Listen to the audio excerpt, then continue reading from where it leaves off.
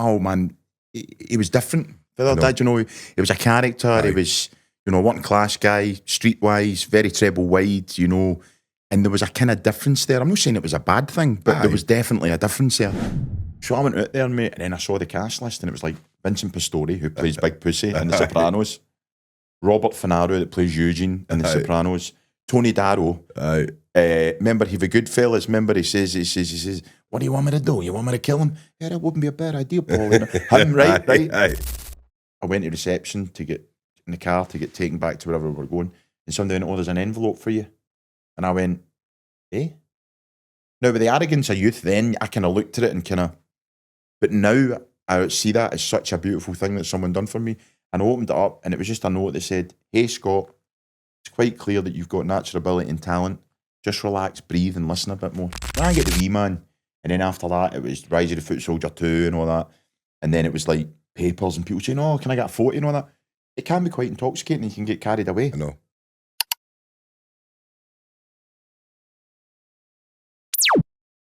So, welcome to Social Sessions. Today we're joined with Scott Peden. How you doing, Scott? All right, Sean, man. Thank you very much for having me on the show, man. Really appreciate it. No, it's great to have you. Oh, and we're going to obviously cover a range of topics.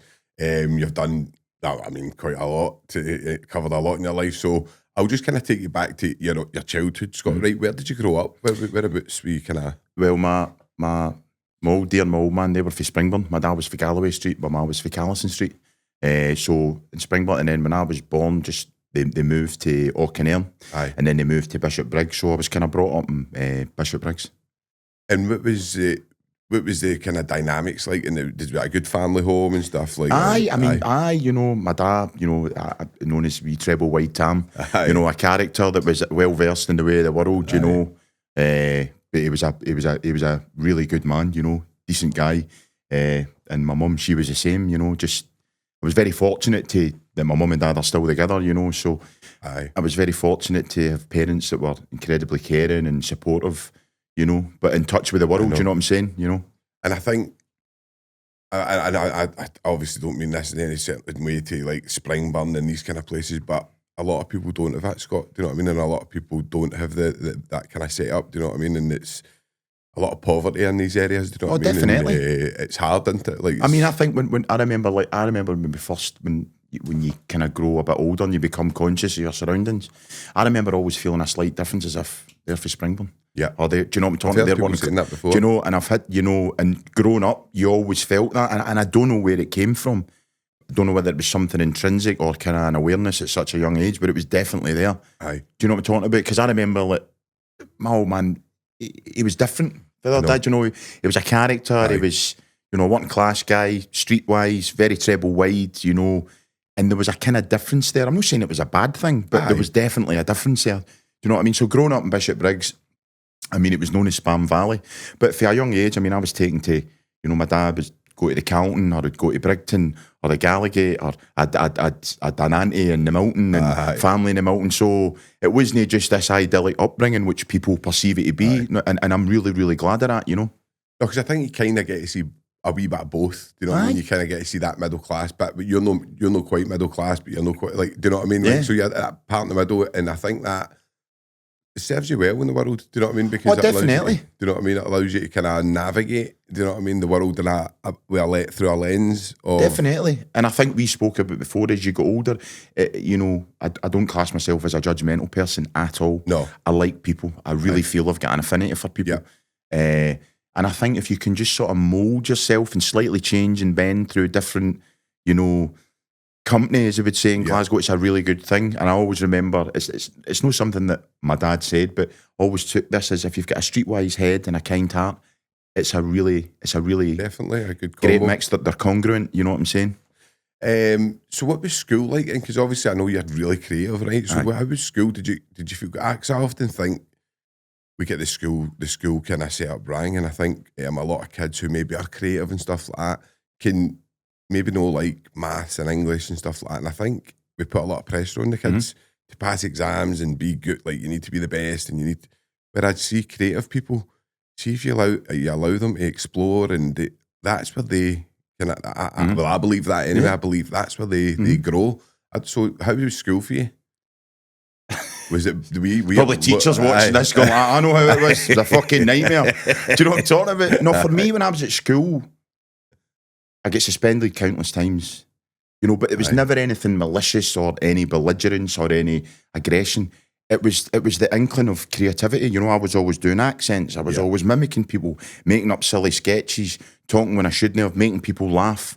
You know, and when you're young and you're at that age, you feel persecuted and you don't know why, because you've got this, and I don't mean to sound self-indulgent, Sean, in any way. You've got this energy and this outlook, which you realise when you get older might be different to your kind of peer group at school. So I was getting suspended, and you know, I mean, I remember the one French teacher, she went, Scott Peden, what's your problem? And I went, why don't we start with you, young lady? Like, do you know, stuff like that. It was all things like that, you know. I mean, my old dear said was in primary school, apparently there was two wee boys that bit one another. And apparently I stood up in front of the whole school and went, you know, dogs get put down for that. So from an early age, it was there. I didn't know what it was, you know. So, but I think also using humour and creativity as a protective factor. Because you were at school, right, and you'd like, you know, I'm not judging them, but all the mad guys and they were mental and you're fighting and all that. Whereas I was always the guy that could have a laugh and go, oh, he's dead funny. You know, and it'd be easy to lie and be self-indulgent and go, I was this and I was that. But that's the truth, Sean. I loved laughter, I loved people, and I loved making people laugh, and that was a kind of conduit for navigating, you know, school. I remember my dad always says, like when you're at school, you can get through school. You don't need to be a hard man. You don't need to be. You can get through by being liked or being good at football. He used to say as well. If you're good at football, people like you. And if you're just nice and you can have that. But I think the reason I was kind of asking that, Scott, was maybe because I think the people I know that are creative and had that creative spark and maybe had their energy dimmed at school. Definitely. Do you know what I mean? Like, and seen as like that. Whereas, see now, I think, well, I don't actually think it is much better, but it's maybe a wee bit better where you can take that. You should be able to take a kid out and go, this wee guy's going to be really creative and we're going to let him do this and that, because he's not going to fit into that in the class, shut up, do your work. And I think when you're young, Sean, you want to fit in your peer group. Definitely. Because you've not got a sense of self yet. Yeah.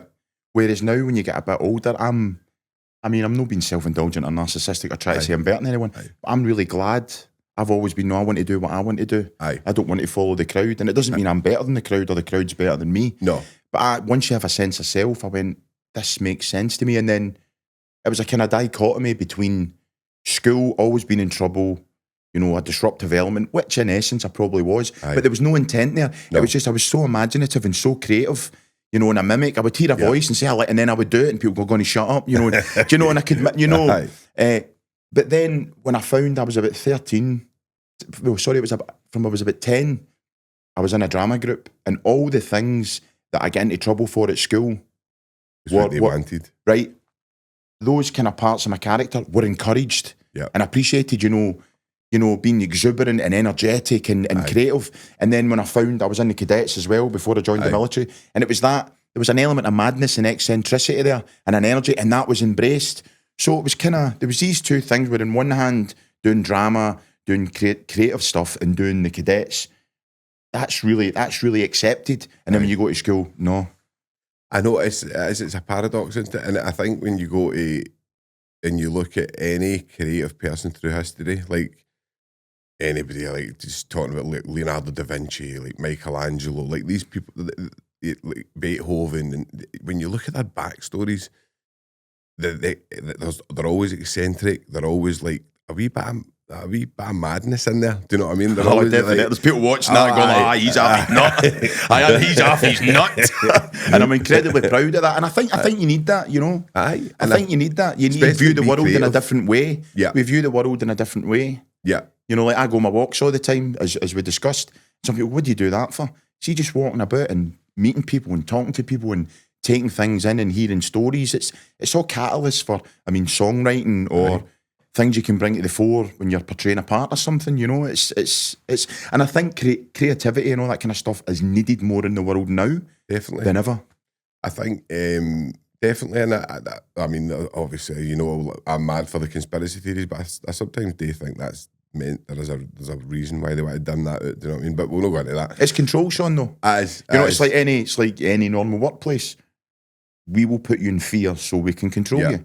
And as soon as you have got a question, an attitude, and intellect to respond or question something, they can't control you. So that terrifies them, you know. Definitely. And we need to question things. We can't just sit and say, yes sir, no sir, 3 bags full. Do you know? Somebody that I really respect used to say to me, like, how, and I used to say, how do I go over this and how do I do this? And he said to me, ask the question why. He says, and keep asking it. So I said, what do you mean? I was like, I don't get what you mean. He's like, well, you say you hate the Crown, right? Mm-hmm. Why do you hate the Crown? I says, because what they done to me. And he goes, why did they do that to you? And then I was like, because I was charged with a crime. And he was like, why? And I was like, because the crime happened. Why? And then when you keep asking, right, you get down to the bare minimum that these people are just doing a job. It's no person. And it really was something that I took on board. And I was like, so I do say why to everything. Why is that? But I think, why is that? With the experience that you had, Sean, I won't comment on the experience. No. But when we met last week, you know, I'll reiterate what I said. I think someone who spent 15 years in prison could have left that environment, been incredibly embittered, angry at the world, and you've done the exact opposite. So I think that enamoured me to you even more, and it's admirable because you're now a drug recovery worker. You know, you do the podcast, you give people a say. You know, and I think a lot of people that maybe look at your story on paper would perceive you in a totally different way because meeting you, it's the polar opposite. So I think, if anything, you should be really proud of yourself that you've took a negative which could have tainted you for the rest of your life, and you've turned it into a positive. Rob. And I mean that sincerely. You know, I appreciate it. And listen, obviously, you just sometimes you meet people, and we had that chemistry. You know, that you it was really nice to meet you, man. And I think we'll be friends. Do you know what I mean? And I'm glad to meet you. But so I'll take you kind of how was it the military next after that? Did you go? So what age were you, Scott, when you went into that? So I'd have been about 18. I left school, done a bit of my time. You know, you serve part of your time and stuff, and I went, this isn't, you know. And then I joined the RAF regiment. Yeah. Yeah. And what was, so the RAF, that's the Royal Air Force, Royal Air Force Regiment. Basically, you know, a lot of veterans and Army and Marines, don't slag me for this, I'm just explaining it to people that don't know about the military. The Navy has the Marines, the RAF get the RAF Regiment, and the RAF Regiment provides basically force protection for the whole of the Air Force. So we've got field squadrons, which are infantry squadrons. We had rapier squadrons at the time, which were surface to air missiles. Protect. We've got our own parachute unit. You know, then they had, when I was joining, they still had them CVRT, Combat Vehicle Reconnaissance Tract. Then they do ground defence training for the whole Air Force. So it was quite a varied. It's interesting. I mean, it's like I hate wars and I hate things, but I'm always really interested at like the technology and the stuff. It's amazing. Like it really is. Well, the creative thing again. I mean, before I get into depth about my time in the RAF Regiment, we were known as the Rockets. Even then, the creativity was always woven through the tapestry. Because see, at my pass out parade, all the instructors and the course instructors and the directing staff knew I could impersonate them. So when we were at my pass out parade, everybody done the march at the food, and now he's gone, and I went up and done all the instructors. So it was always there, but I just didn't have a channel for it, you know. What do you mean? But I joined and I done Bosnia. I was in Gorny Vakuf, Banja Luka, Split, Dalma. I think we briefly touched, was it Mostar, I'm sure. But we were based down in Divulge Barracks in Croatia. I done Canada, Switzerland, Sweden, Norway, France, you know. So, and again, the tapestry was woven through that because I went to my unit and you're a sprog, right? Yeah. So you're getting pounded, mate. All the pranks played in you, right? And they were basically like, right, you're wearing a dress tonight. And I thought, so I just put a dress on and embellished it, and then was singing in a karaoke. I love to love, I love you, baby. And they went, he's bonkers, right? So you were kind of taken into the fold. And then there was times. I mean, I don't drink at all. I had a few pints then. Yeah. But that was largely because it was like you like we've discussed, you want to be part of that peer group, so you do things and you try and fit in. But they would phone and go, there's a karaoke competition in an AFE, go and get him. So my door would get knocked in the back, get out, you know. So I had some great times, mate, you know, some fabulous times. And then there was a time we were in Canada and we went down to Medicine Hat. There's a big exercise there for about 6 weeks, I think 6 to 8 weeks. And the creative stuff and that part of your character came out again, because like there was a guy who used to fly a little Bell helicopter into the site, right, the camp where we were staying. And one day I just went up with this accent. I went, hello there, my name's Flight Lieutenant Johnson. We're out the Royal Air Force. I wonder if I could get a flight in your helicopter. Right, so I forgot I'd done it, because I tend to do that, right? Mischievous things and carrying on. And the next minute, this guy came down and went, I'm looking for Flight Lieutenant. And we go, him? He's not a flight. And ended up getting a flight in this wee Bell helicopter. And then we would do like, we would get a taxi down to Medicine Hat. And the guys were like, right, what accent are you doing tonight? And I spoke, this Canadian taxi driver is an American. And I went into this big sort of stream of consciousness story. And they were like, how can you do that? I'm like, yeah, man, I'm sick of the military, man. I'm getting out. You know, so it was all silly carry on. Well, it wasn't silly carry on. It was creativity. But I didn't have a channel for it then. So it was used as humour. It was used as humour, you know. Yeah.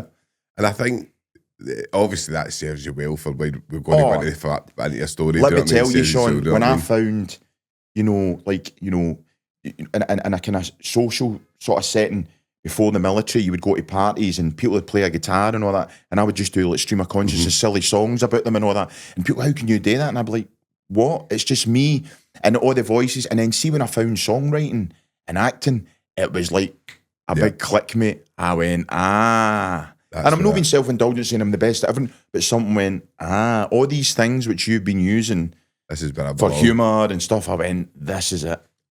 I think that makes total sense, but it makes total sense. So see, like when you obviously moved out of the military, what age were you, Scott, then? I'd have been about 24 or something. 24. And was it an automatic transition into kind of acting and stuff, or did you do like wee bits and bobs before? Well, we were talking. My cousin had a petrol station in Portsmouth, so I ran that. And I done the door in one of his pubs, right? That was brilliant, mate. Oh, mate, that was another thing, I can imagine. Oh, mate, like the guys would be walking down what's Ashgill Road at 2 a.m, and I'd go on the tannoy. They'd be drunk. So they'd be walking by the tenement, and I'd go on the tannoy and go, oh, you. And the guy'd be looking out the window, come down and show yourself. You're a prick. Right, all that kind of stuff. And then taxi drivers come in and go, and here he is, the hairiest taxi driver in the world. I used to dement people, mate. And then I used to go to the forecourt and chop up bits of paper, right, and then put it in somebody's sun visor, and they'd wave and put their visor, and they all came down. Mate, and all the young team and all that, it was mental, mate. It was, but all through that, even though it was all sort of like catalyst for songs and you know maybe playing a part. I didn't know it then, but taking all the kind of things in that happened in that society and stuff. So I done that, and my girlfriend at the time had an extras agency, and I went, right, that's a way in. So I started doing extra work. But alongside of that, I met a lovely guy called Perry Costello. Had a thing called Hands On Productions, and he done like rigging for film and television armory services. And he went, look, all the skills you learned in the military, I think we could transpose and we could use. So he gave me an opportunity, which I'm incredibly grateful for. Of course. And he basically took me on sets, you know, I remember being on a Taggart and showing an actor how to use a weapon. And when I was doing that and stuff, I was going, I want to be there. Do you know what I'm saying? But I thought, just take it slow. You're getting an introduction to how a set works. And then with the extra work and stuff, it was great going on a set and finding, right, he's a first AD, he's a second AD, right, that's a focus puller, he's a DOP, right, runner. And it was a real good grounding. And I'm not diluting the importance of drama school. No. Because I did, we'll go into that in a minute, I did apply. But for me, it was right in the thick of it and sitting watching, taking it all in. Do you know what I remember? I mean, I really love David Heyman. What a fabulous actor and what a lovely human being. He is I've never met him, but some of the work he does, the charity stuff and that. He just loves humanity. He's just like a pure humanitarian guy, right? And but he's such a lovely guy. And he talked about it when he was going to drama school and obviously coming from a working class background. And he says it was so strange, like, because it was all kind of like, maybe, I don't know, maybe not, but middle class and upwards. Oh, definitely. Like, in these places. And he says he was the kind of, it felt the odd one. If you're quite social and intuitive, not only that, you pick up an energy. Yeah. You pick it up, you know. I mean, because, I'd done extra work for about 2-3 years. And then I went, right, I'm about a year, 2 years. And then I went and applied to Royal Scottish Academy of Music and Drama. I think it's a conservatoire now. And I went in, I think it was about 25, was it 20? And what would happen is you done a contemporary piece in the morning. So I'd done Shakespeare, Richard III, right? But when I went in, I remember being in there waiting to go. And it was like guys in like plimsolls and all that. Oh, hello there, you getting in? And I'm like that. I've just spent about 7 years in trenches, jumping out of helicopters, and having a laugh and singing karaoke in the nappy. Do you know what I mean? But even then, was it Sean, a big jump? Even like, because obviously, like running the pub and postal and stuff like that. And no, I never ran it. I looked after the petrol station, and then basically like done, and then I would go and do the door of a pub and postal. I did. But even doing that, like that must have been like some jump for. No, really, Sean, because I like people. See, this is. Do you know what I'm talking about? So you can adapt. You can mould and adapt. I mean, I'm not going to go down to certain people. I'm not going to go down to Sarry Cross and go, hello, I wonder if you could tell me the way to the headers. I'm terribly famous. I want some sustenance. No, you've got to kind of mould, right? I like people, Sean. Yeah. I love people. You know, but the older I get, some pick up traits and where you can be. Just say, and you pick up people's idiosyncrasies and their mannerism. You go, remember that guy that. Funny eye, I done that. You know, you don't miss these things. And I learned that, and please don't think I'm being self-indulgent. As an actor, these are all things that you need, you know, incredibly observant, have a good ear, be very visual, you know. And I always had that, notice things about people and, you know. So how was drama school? I went and I done a classical piece in the morning. I done Richard III. And then what happens is they look at that and then they sort of, they say, big hee-haw about maybe sit, and I went, right, brilliant, I've made it. And I made it to the panel, and I done, what did I do?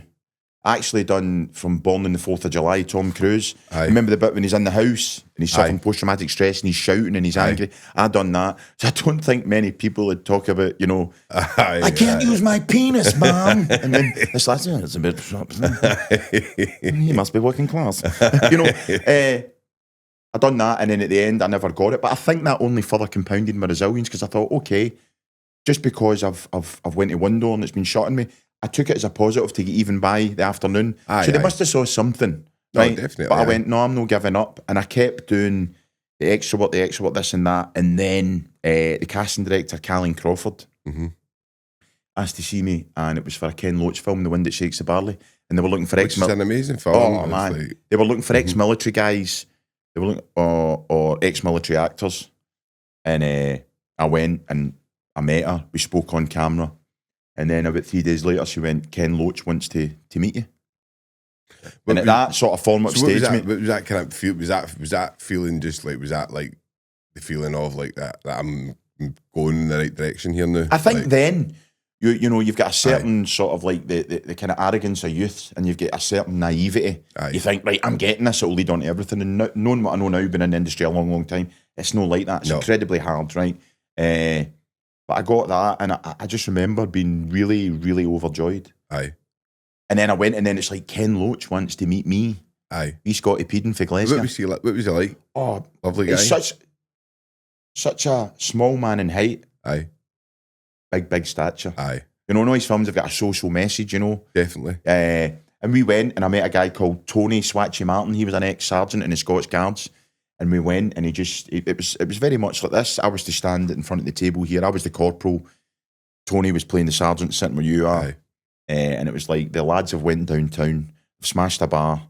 So the corporal, he's responsible, he's speaking to the sergeant, was happening. And the strange thing was, and it was all improv.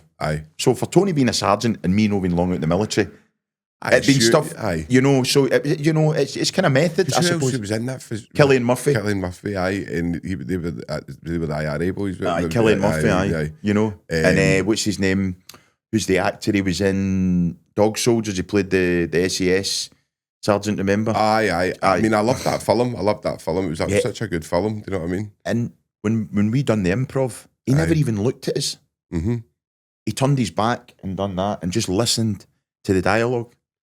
So he was more interested. More interested in the realism and how, you know, and then 3 days later they went, you've got the part. And I played a black and tan soldier. And I think I was in about 2 scenes, or 3 scenes, and I think like maybe 1 or 1.5 made it into the final cut. But at that form-up stage, that was amazing for me, mate. And I remember being incredibly emotional. Definitely. You know, somebody tickets and flying over to Cork, and then somebody with a card up, going like that, Mr. Peden, and getting taken to the hotel. I was really overwhelmed, Sean. Maybe in a sense of naive, I thought that. And I remember standing the first day on set, and I get really emotional. Yeah. Because you look and you go, all this stuff you've been doing to try, maybe this is a next step up. And it's something I never took for granted. And I think I've always kept that. I always appreciate everything that I get, but now I'm of the opinion that I appreciate it, but I never got it for nothing. And I've always kind of worked hard and never gave up and been tenacious, you know. No, and I think, it would, anybody, I think, and I don't mean this to hang Scott and actors or anything, but I think, like, if you're in a film like that, which was a kind of big hit, you would automatically think, right, you'd be meant to, I mean, no, it'd be hard and naughty to go, right, what's next? Like, I think you do, but I think we probably come to that later when I done The Wee Man. That would have been big, you get kind of carried away, you know, and you look back and, you know, you may have been perceived as self-indulgent, a sense of ignorance, you know, because you get carried away. But when you look back in that, you know, you're not going to be a hypocrite. No. I maybe was a bit like that, you know, but a lot of it was through passion and drive, and you want to conquer the world, you know, but then reality kicks in, right? And the reality is entirely different, right? I know. And we spoke about that with, like, some, like, reality people who you see going through mental health problems, and it's that wee touch of fame and thing. Fame is incredibly fleeting, man, and it's a cruel mistress, man. It's intoxicating, I can imagine, but I would imagine... Definitely, mate, but I think, I mean, I've done a lot of self-work about a year ago, 2 years ago, with a fabulous guy, we'll call him the Guru, and he taught me something, and it's about affirmation. If you constantly go around looking for affirmation from people, you're in a disaffirmed position all the time. Definitely.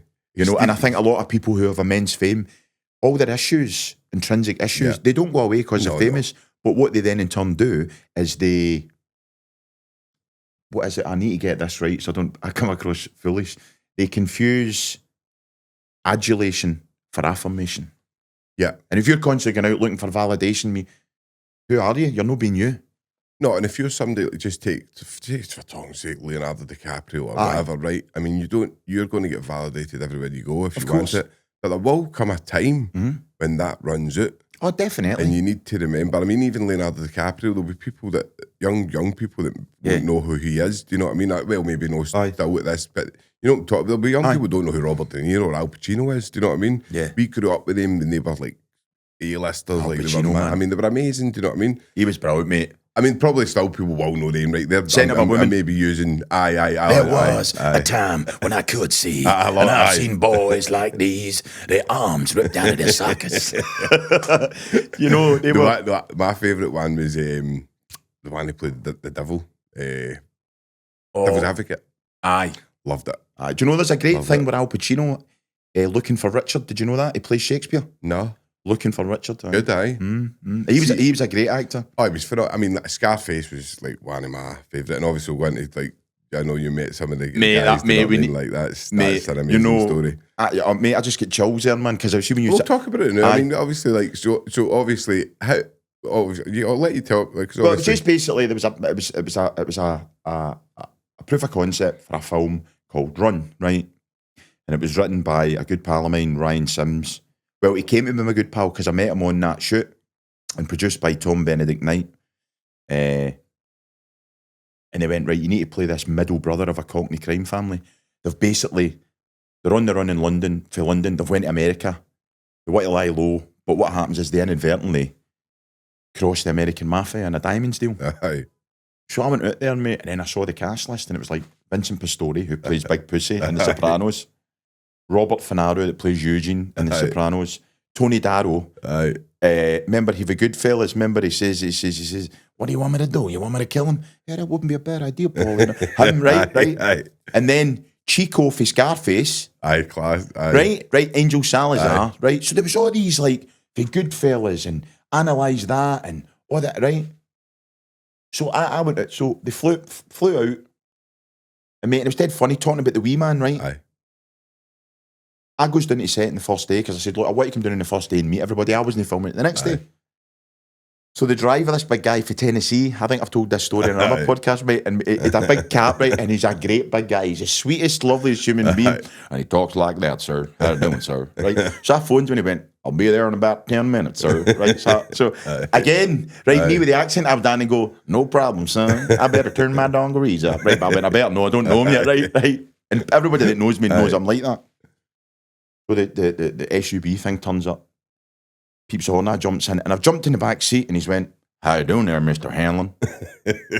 I went, what did you call me? He went, Mr. Hanlon, sir. And I went, what? What do you mean? And he says, well, when I saw the call sheet and who was on the cast, I saw your name, and I knew you played Joe Hanlon in A Wee Man. Now, this is a guy from Tennessee and New Jersey, mate, right? So I said, how did you get in with that kind of thing? Mm-hmm. And he went, and sorry, I've got this habit of doing accents, right? He went, he says, well, when I was in film school in 2015, I watched a film called The Wee Man. Then I done a paper on Arthur Thompson, and I done a paper on Paul Ferris. And I said, that's Mr. Joe Hanlon, right?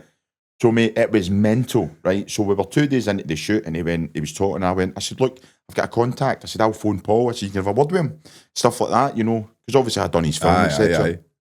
And it was that whole juxtaposition, mate, right, of a big guy from Tennessee talking to him, wherever he was at the time. And he picked up that I went, there you go, and he went, how you doing there, Mr. Ferris? It's an absolute pleasure to meet you. So, mate, and I was howling because that two worlds collide. So we went on there, mate, and working with all these guys was phenomenal.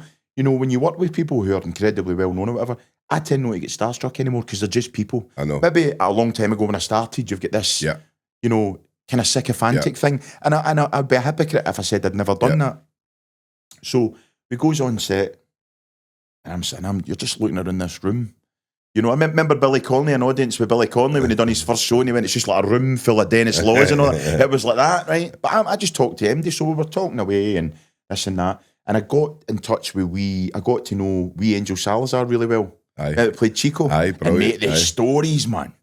Like, he was telling me that, do you know, when they done Scarface, they rehearsed for about 2 months, and that's a rarity in film, right?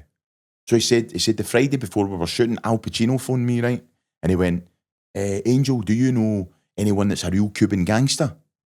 Angel went, of course I do. And he said, well, listen, I'm having a party on Friday night for everybody before we start shooting. Will you bring them? And he went, I ain't bother, right? And I know what's coming here, right? One of the mad mob being in your house, you're like, oh, here we go. So basically, what's alleged to have happened, he said, they're into the party, and then 4 hours into the party, they caught this guy up now in Al Pacino's bedroom trying to bump all his stuff, and he get parked out, right?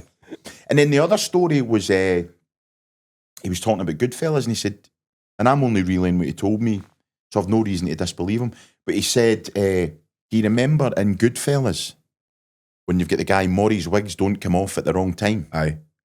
He said, well, there's a kind of backstory to that. And I went, well, what do you mean? He said, well, the guy that played Maury had 3 flats in Tribeca years ago when Robert De Niro was a struggling actor. And he was always chasing Robert De Niro for the rent. So what they said, how mad would it be? We got you in, and I'm still chasing you for money. Mate, that was, you know, sitting with all these people, it was amazing, man. I can only imagine like how intoxicating it could be. And then see if you're a people lover and you just love stories and stuff. And I know that's the way you are. You could, I mean, obviously, like, and I met let's say about the Sopranos. I mean, the director. I mean, the director, he was like, I met him, and when we were on set, and it turns out that, do you remember The Irishman? Stephen Graham plays Tony Pro. So, do you know, The Irishman was a film I didn't really like, right? And I don't know why, right? I don't know why. It was very long. It was long, right? And I don't know, I don't know why, but me and my partner went to watch it, really looking forward to it. And I don't know, do you ever think you sometimes when you bump films up too much? And exactly. And I think because of the kind of kudos that Martin Scorsese's got and everything that ran before that, you know, Mean Streets, Goodfellas, all that, you immediately think it's going to be on the same vein. I'm not saying it wasn't, because a film's open to each individual's perception. Totally. Do you know what I'm talking about? It's just, it was just it was a bit slow and a bit kind of hanging, but for other people, that's probably what they prefer. Do you know what I mean? Because my partner's not really big. She's like doesn't like Goodfellas, and I'm like, how? Like, you know what I mean? Phenomenal. Everybody's allowed their exactly. opinion. Do you know what I mean? So, I mean, it's just one of these things, but it is amazing to think, because obviously, like, we sit in Scotland, right, and we both know people for that world, right, for that criminal world in Scotland, right, and we know people who are in that world, right, and crime and stuff, but you often think Scotland is just Scotland. But there will be people out there, like, in different countries, like America and that are really interested in just crime. So why would Scotland not come into it? Do you know that way? Like, well, I think like criminality. I mean, everybody's kind of criminality is part of society. I think. Aye. No matter what, you're any town, city, there's always a criminal element. And Definitely. I've often thought, growing up, you meet people and you talk to people, and people go, "Oh, you don't know them like that." Say, "How you doing?" or whatever. How's your? That's it. There's a difference. And I think, criminality is synonymous with any big city, with the world, because at the epicenter of it is people, And I think it's often like, I know criminality is crime, and I'm certainly not trying to justify it, but if people genuinely think these billionaires and the people at the top are not committing massive crimes, then they're on a different planet for me. Well, we had that discussion last week, Sean. It's those who make the poison make the pill.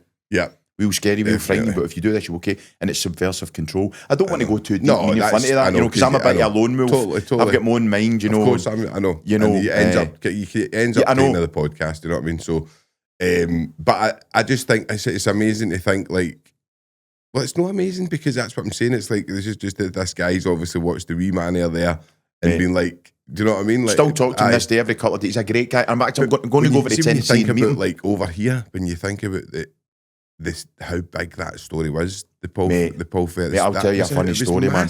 Mate, this is hilarious. My pal Nicky for Clydebank did the premiere in Glasgow. Right, so they wouldn't let us film in London, right? And I've also got to say that film, at the epicentre of that was Joe Hanlon, right? Who was sadly, tragically murdered in real life alongside Bobby Glover. Now, just to mention, obviously, that was like my mum's cousin, which is so weird, like that's new, like in a roundabout way. Yeah. Now, what you've got to remember is, mate, when you take all the glamour and the film and the script and everything, there's a guy that had a family that was, his life was taken. And as far as my way, it's a live murder inquiry. And, this guy's got family and stuff, so there was something really conscious about that. At first, when you got the part right, the one you play Joe Hanlon, it was great. And then as it was going along nearer the shoot day, you were seeing the press and Scott Peden's playing Joe Hanlon, etc., etc., etc. And then you think, a minute here, I'm actually portraying somebody was a living person, had a family and friends. So there was a fair bit of gravitas on that. You know what I mean, Sean? And it was well liked, if you know what I mean. Aye. So you're wanting to do the thing, like, definitely. Do you know what I mean? And then the whole story, like, I know people on, like, I know just different people, and but the whole story was a fascinating story back then, and I'm glad, like, it's away now, hopefully, and it's no, like, there's no as much bad blood around about it as there was, but at that time, it was huge. It was, like, in the paper every week. And do you know, I think it had the opposite effect, right? Because as like human beings, if you tell someone, don't watch that, you're going to watch it. And the people that say that shouldn't be made, which they're entitled to do, by the way, I've got to stay, sit in the middle here, but they're still going to go and watch that. And it beat Django Unchained at the box office its opening weekend. I know that. And it was a great film, and it was you guys that made it, and obviously... Well, it's a double whammy for me, because I had to sink in it. I know. For my second album, Dead Man's Shoes, which I wrote, my perception of being at the epicentre of that world. So, and I've got to thank Ray Burdiss for that, because, Callan Crawford gave me a stepping stone into the wind that shakes the barley. And then I've done like films like Outpost and different things. And then Ray Burdiss, gave me that opportunity, and also, I like that song. Can I use that? I went, no problem. So you've got to thank people that gave you a wee lift up and a help. And definitely, Callan Crawford and Ray Burdiss, they did, So would you say, like, out of all the films, like, I know you've done a lot, but would you say that was your favourite part? Like, no, my favourite part was to be someone. Right. And can you tell us a wee bit of that? Because I've not got around to watching it yet, Scott. Well, it's basically a follow-on story, loosely follow-on story from Quadrophenia, which is basically Jimmy has, at the end, the scooter went off, had a son, and then he grew up, got back in touch with all his dad's mates for that year. So he'd like Mark Wingett for the original Quadrophenia, Toya Wilcox, Gary Shale. There was a lot of, mate, the only one that was in it was Sting and Phil Daniels, so it was pretty mad. And I played Mad Mike, this lunatic Cockney gangster. Mate, I'm not even going to tell you, just watch it, you'll laugh. I'm going definitely. No, the critics, some critics slated it because I think there was a big connection to the die-hard Quadrophenia fans. But to me, I just looked at it and went, did I do that justice? And I thought I did. And I think what was really nice is I'd done a film break with Sam Gittins, who played the lead. And I think they were trying to cast that film. I think they had Jeff Bell in mind, and then they had Suggs for Madness. And then I think they were doing the script reading, and Mad Mike hadn't been cast yet. And I think Ray had said to wee Sam, he said, I'm thinking of asking Scott, and wee Sam went, yeah, he'll smash it out of the park. So I play this total nuttery of Cockney, you know. So see when you were like, obviously probably the wee man just because you're from Glasgow.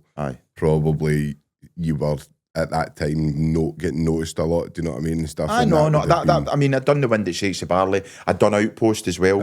And that is another interesting story that I've told in podcasts. When I'd done Outpost, I was so energetic, didn't really know about the technical side, probably a lot of nervousness and insecurity. And I'd done my first that was one of my first kind of shoots as an actor, speaking, you know, and stuff. And I remember when I left the hotel that day, I went to reception to get in the car to get taken back to wherever we were going. And somebody went, oh, there's an envelope for you. And I went, eh? Now, with the arrogance of youth then, I kind of looked at it and but now I see that as such a beautiful thing that someone done for me. And I opened it up and it was just a note that said, hey, Scott, it's quite clear that you've got natural ability and talent. Just relax, breathe and listen a bit more. And I never forgot, because that guy didn't need to do that. And it would only been 3 people that would have done it, right? But I thought then when you look at that, you go, you're quite dismissive. But see now, thinking back, that was a really lovely thing for someone to do that. I think when you're young, and I was talking the other day about it, when you're young and people have that, I can't even remember, I don't want to say it wrong, but you see, what is it, ages, wisdom is spoiled on the youth or whatever. Yeah. Oh, definitely. It is. It's like when you get older, you go, oh, see, like when I was that or that, and you know what I mean? There's so many things. You get carried away, Sean. You do. And I'd be an incredible hypocrite, rather, if I didn't say, I was like, when I get the wee man, and then after that, it was Rise of the Footsoldier 2 and all that, and then it was like papers and people saying, oh, can I get a photo and all that? It can be quite intoxicating and you can get carried away. I know. But do you know what? It doesn't mean anything, Sean. No. It doesn't mean anything. No. It's fleeting and it's don't let it define you. It's and there's much more.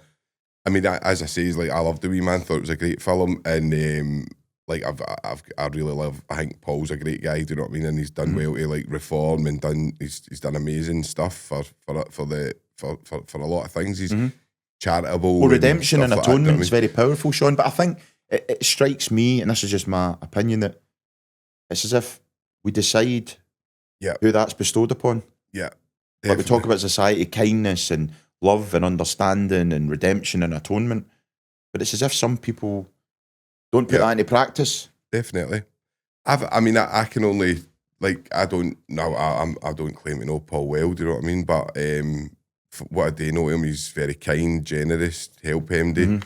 And I think it was quite cruel that they want them allow the film to take place in Glasgow, because it doesn't make sense in the way that it's kind of Glaswegian history. And I think as well, Sean, people were saying, you know, it's that sort of repetitive, vacuous statement, oh, this glamorises crime.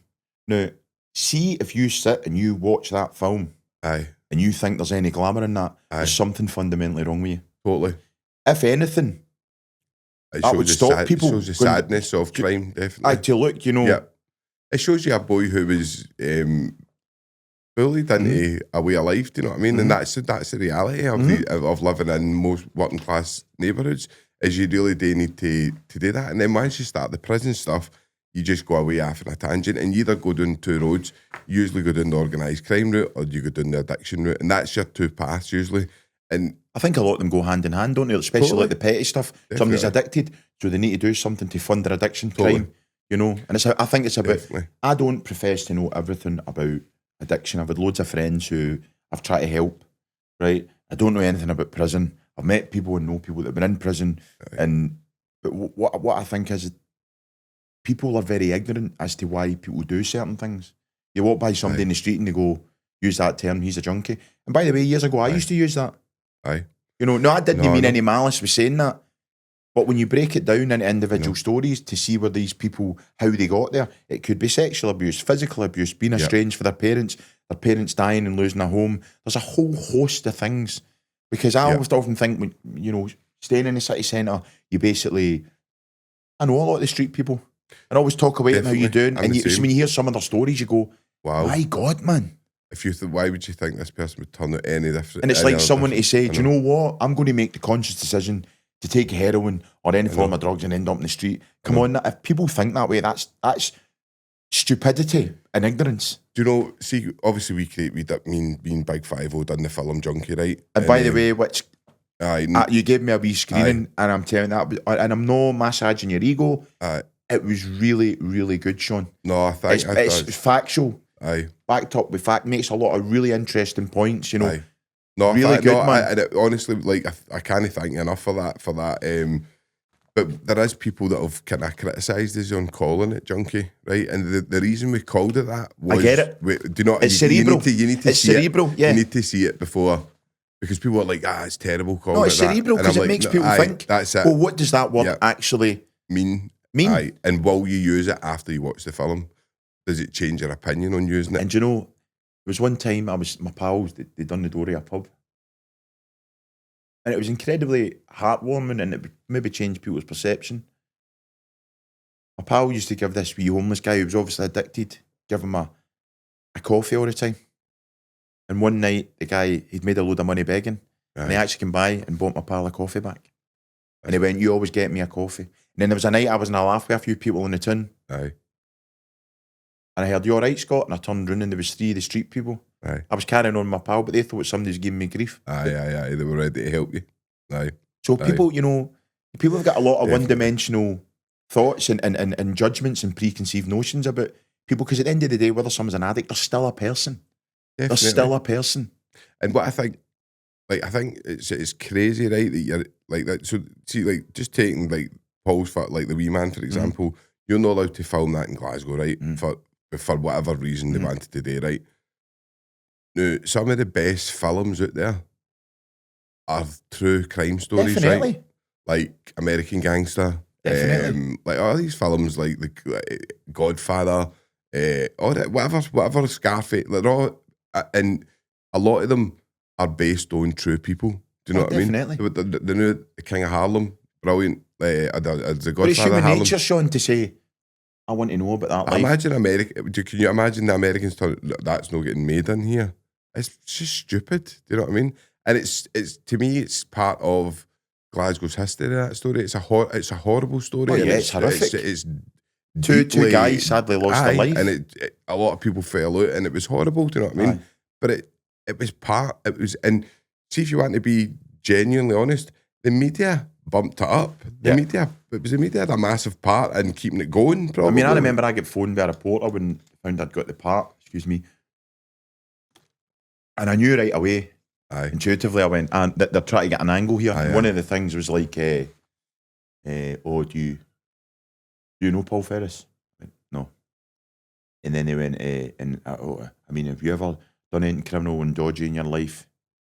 And I went, well, completing our acquiesce, just like you've never done anything dodgy to achieve your aims as a reporter. And then it was like, and how do you feel about, blood and guts and all that? And I went, well, I've not seen the script yet, so I don't know as to whether there is or there isn't. And I thought, you're not going to use me as a pawn, because I know this guy's got a family, and at the end of the day, regardless of what you think I'm portraying a loved one. So I'm not going to be seen to be prodding old wounds, man, you know, because that's no nice. Definitely. And then I think I told you about the psychic story. Aye. Crazy.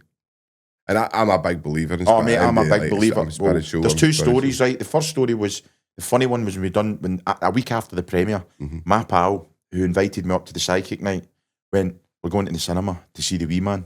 I went, I'm not going to Clydebank Cinema. No, you're coming. I went, no, I'm not. She's like, please. And I went, right, okay. Pure Glasgow, mate, honestly. So we went in, and I said, right, walked into Clydebank Cinema, right up. I said, I'll have a popcorn, I'll have a hot dog. The next minute, the manager's come here. And she went, oh, by the way, she went, Scott Peden's in the film, so him and his party get everything for nothing. My pal went and said, my pal's in the film. Right? And as soon as she went to get him for nothing, everybody was going, I'll have 2 Merida nachos, I'm going to give another hot dog and a Coke. I'm going off. Right? I was laughing, right? So we goes in, Sean. We sits down and I'm like, I said, you're a fucking brass neck. I love her to bits, Nicky. She's great. She never meant any harm. She was proud, you know, your pal. So we goes in, and the next minute she came, it's all like, you know, remember the old ones where you went to the pictures and it was like an old curry house in the town where they think, come and get a lovely curry here after a meal, right? So it's all the kind of adverts coming on. And the next minute, the lights dim up. The manager comes through, she went, just to let you know, we've got a member of the cast in tonight. He played Joe. And I'm sliding down the chair. Right? I mean, I was a bit gallus then, right? But even that, you're like, oh no. So that was it. So it was hilarious, right? And it was just that whole Glasgow thing. As soon as, I'm not saying everybody from Glasgow is going to take on for nothing, but it was that pure part of it. Oh, he doesn't need to pay. Oh, he's another hot dog again and all that. I was like, right. So then it was about a month later. Bear in mind, this was only about a week after the film. No, sorry, this was before, actually. So the film wasn't out, the wee man wasn't out, and it had been about 3 weeks after I'd come back up for London filming. Nikki, the same person, gives me her hot dogs and nachos, right? She went, listen, there's a psychic coming to the house tonight. One of the girls just dropped out, would you like? So I went, no problem, jumped in the car, gets ready. So we goes up to this, psychic. When I said to her, I said, look, someone was calling. I mean, have you told her anything about me? I wasn't professing to be this big actor, this big person, but I said, but you got to be careful. So went in for the reading, and I think she knew somebody came through for Cumbernauld, Sean. Remember the big guy I was telling you about, and the daughters and all that? I won't say the name, right? Yeah. He sadly lost his daughter, and then a month later he passed away. A close friend of my family, lovely guy, lovely family. And a month after his funeral, somebody broke into the house and Cumbernauld, stole all the rings, stole the wedding rings, the jewellery. That's the first thing that came through. She went, who's the big guy, John? He's saying, where's the rings? Who stole them? And rings, all that, right? And she said loads of definitive stuff, mate. Which was unbelievable, right? And then at the end, she went, do you know a Joe or a Joseph? And do you know that way, you're in the wood, you can't see the trees, it doesn't click, right? And then she went, he's coming over on your shoulder. Your family side, but he's no family. She went, I can see him, he's there and he's doing that. Mate, and then the hairs went up. Mate, look at that, I can feel it now, man. And she went, I know who that is. And I went, no. She went, it is. She went, and he's saying, thanks for no portraying me like the coward that they said I was. There was a lot of lies told me. You done me proud. And he's also saying, thanks for leaving that bit out. Now, there was a bit, you know, when sadly Bobby and Joe's murder was kind of portrayed on screen, they were going to show us getting put into a van, right? And the Ray Burdiss director went, no, let's leave that bit out. Mate, the hairs in my neck. And I went back that night, I was really quite upset. I've got a picture of Joe in my flat. He's holding a video camera, and I had a wee chat with him. Now, how could somebody know that, mate? Definitely. And I told Paul and I told Joe's brother. And what was really nice, when we went to the premiere, Joe's brother came up and said, you done him proud. Big John. And I thought that was enough for me. He went, you done him proud. You done him proud. And I think that, and I hope to the family I done him proud, you know, because it was a weight on my shoulders. I think this guy's got a family. The press are saying people aren't happy. I'm doing a job, so there was a kind of a weight on me to do him proud. And I think the whole listen, there's you're never got to see when something like you can't please everybody. There's going to be. I thought it was great. I thought everybody was great in it. I thought it was a great. Paul Donnelly that played Bobby Glover. Martin Compton. Martin's great. Martin's a great. He was a great actor. He's done really well, man. No, I know there was a fake Martin Compton on my Facebook. Actually, it was and he was saying, it was at the start. I actually thought it was him, but because he did have like 4,000 or 5,000 followers, right, on Facebook. And he's like, I'll do a podcast, you know that, right? But I found it, he started pure saying mental things, right? And I was like, this is a fucking robot. Martin's lovely. Last time I saw Martin, I was with Brian Anderson, we were at Irvin Welsh's wedding and he was there, mate, and he's done incredibly well. No, I really like him as an actor. I really like him, and I thought it was great in that. I thought the whole story was just good. It was a good. I mean, I think there was a lot of things like a bit of poetic license, because like for reading the books and reading into the history, when Arthur Thompson's... Who's the guy who played McGraw again? He was John Hannah. He was great. John Hannah. He was great. I played McGraw in the voice of Tesco or Asda. It was brilliant, you know. But no, there was a lot of stuff, poetic license in there, because I remember I heard a lot of people say when Arthur Thompson's mother-in-law was blown up, Paul was about 9. So I get it, for fluidity, they've got to change things. But, I mean, it definitely had the desired effect, because everyone that slated it and said, that shouldn't be made, we don't want to see it, they went and watched it.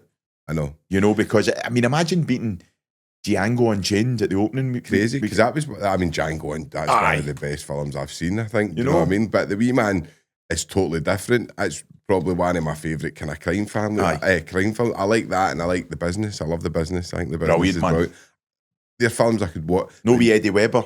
I done a film with wee Eddie Webber, remember? Plays a wee blonde guy. Aye. Got them bottles of Barley in the back for you. Fuck off. Wee Eddie, man. He's... wee Eddie's cool, man. I done To Be Someone with him. I met Tamara, a kind of celebrity charity football, man. He's a big character, man. Is that Tamara San? I love him, and I think he's a great actor and all. And The Business was just one of the films that I remember, just the music. The music of the era. It was just brilliant. Like Danny Dyer I thought was brilliant. You know what I mean? So obviously, right, we've kind of covered your acting, right? But I'm also interested because you're good. Your music. There's one funny story though I must tell. Sean. On you go. The one about Rutger Hauer. Yeah. Aye, mate. Oh man, done a film called Break with Rutger Hauer, Adam Deacon, Jamie Foreman. Right, great cast, right? So it was Rutger Hauer, man, like Blade Runner, The Hitcher, all that, right? And it was great because I got another sync in it. I wrote the end credits track as well. So it was a double whammy again. At one point, people were calling me Dennis Waterman, anything the team too, and all that kind of thing. But as I say, I really appreciate it. It's great. So we were shooting, and I was working with him, and it was great to sit and listen to stories for somebody of that magnitude. Like, my God, that's, I mean, when you know, he wrote that scene at the end of Blade Runner, and he actually badgered Ridley Scott. No, I want to do this, and Ridley Scott let him do it, and then that's how, I've seen the salt ships of it, Time to Die, and I'm like, and he's really technically proficient, saying what lenses he was using. But he was getting on a bit, mate. He used to come in and say, right, many scenes we're doing today, when am I leaving, when am I wrapping? So I was doing a scene with him, right, mate, and we're sitting at this table. So bear in mind, we're all mic'd up. So it's like us being in here, you're mic'd up, you're mic'd up. In the next room, you've got the monitor, you've got makeup watching it, you've got the first day, they've got the second AD, maybe you've got the director, you've got the script supervisor. Most of the crew are watching this, and we're mic'd up. So they say, cut, right, we're just going to do a camera move, guys. I was like, it'll be clear, which means if I get 10 minutes, so you take the first AD, am I clear? I'll be right there having a cigarette or a vape when I'm ready. They went, no, stay in situ. So we're sitting. Do you know that way? When you try and be funny with somebody that's clearly not up for it. Right. Bear in mind, this guy, Hollywood actor, man, Rutger Hauer. So I kind of broached, I started, I said, so Rutger, I said, I've been to, that tried to be a bit debonair. So I've been to Holland a few times, Rutger. No, not to that extent. Right? I said, you're very liberal people. I've done the Nijmegen marches 3 times, and the military marches, etc. I said, and somebody told me I like freezing horses, and I made this point where I went, and I hear you like freezing horses. Right? Why the fuck I said that, I don't know, right? So we were talking, and I said to him, I said, I love Holland, you're so liberal. I said, so much so that Harry Enfield, who was a great British comic, actually made light of that by a sketch, and he's kind of looking, that way kind of a dog looks when he hears a noise. Now like that. And I went, and I just gave him it, mate. I said, well, what would happen? The camera would pan to this Volkswagen at the side of the canals in Amsterdam, and this guy would go, hello there, my name is Unavenda of the Amsterdam Police, and this is my partner and live-in lover, Ronald. Say hello, Ronald. Later on, we go down to the town where all the crazy English football fans have been taking too much beer and fighting, and we put them in the hands of the WPC, the Women Prostitute Constables. Mate, straight face, tumbleweeds, you just done that. Who the fuck is this guy? Pushed his chair back and fucked up. Right? So the director came out with a can drum, right? He went, mate, I fucking love you, mate, but you can't handle it. Mate, I love you a bit, but he's not on the mood today, you can't handle it. Mate, when I tell that story, I'm like, it was just like tumbleweeds. There's some really funny stories like that, and but like to work with him, mate, was amazing. To say you've worked with Rutger Hauer, I mean, that might be nothing to some people, but to me, of course, you go to America and you're sitting having a laugh with Chico for Scarface, you remember growing up, and that's the beauty of this game, It might be quiet for a while and then boom, boom, boom, boom, boom. Yeah. And to get the opportunity to get all your music and the soundtracks of films, I mean, I've done about 6 or 7 now. I know. You know, that's stuff I really appreciate. I don't take it for granted, man. No, it's huge. It's massive, and it's like, as you say, it's, if you look at these things, I'll like David Heyman. When I spoke to David, and you speak to David, great act. I mean, he'll tell you, Jimmy Boyle, Sense of Freedom. he loves, brilliant film, love that film. And then he'll tell you about like, I met this guy, like, obviously it's mad, like, I'm not saying the things he says, but he'll tell you things about like these Hollywood actors, like, he's a good guy, I'm no name drop, but I've met a lot of people, and you think, and I've found that it's the people who are the most down to earth and mad that are the most talented, because they've got nothing to prove. Aye. Yeah, do you know who David Heyman says he thinks is the best actor he's ever worked with? I was quite shocked at it. Well, I wasn't, because I think he is great. Terrible English. I love it. I know. He's the greatest actor. I know. Sorry for swearing, mate. He played in Harry Potter. He plays Gary Oldman. He says Gary Oldman's the best actor. He says Gary Oldman's the best actor, and he says he never made it the way he should have.